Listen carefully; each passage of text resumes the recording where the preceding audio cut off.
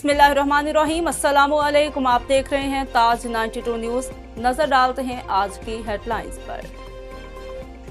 टंडू अलायार से तारक हमीद अब्बासी की खबर शामिल करते हैं। टंडू अलायार के शहरियों ने लगाई है दुहाई, हाय महंगाई, कहाँ है हुकूमत, क्यों ज़िले इंतज़ामिया मैदान से गायब है। शहर के बाजारों में खुलेआम रक्स कर रहा है महंगाई का जिन। मुल्क की 74 साल तारीख में मौजूदा दौर में महंगाई अरूज पर पहुँच चुकी है। गरीब अफराद एक वक्त की रोटी को तरस रहे हैं। महंगाई के सबब घरों के चूल्हे बंद हो चुके हैं। मजलूम आवाम ने हुक्मरानों की करप्शन और लूट मार को महंगाई की वजह करार दे दिया।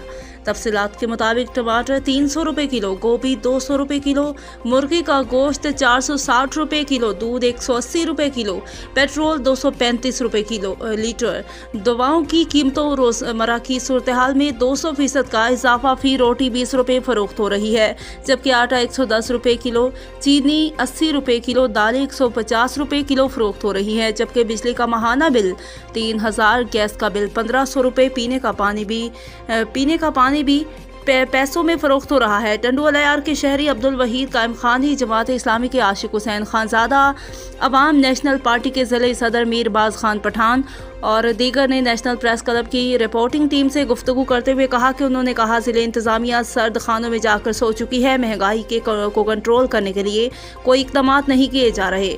शहरियों ने ज़िले इंतज़ामिया से मुतालबा किया कि महंगाई को कंट्रोल करने के लिए अपने कानूनी इकदाम के ज़रिए आवाम को इस महंगाई से निजात दिलवाई जाए।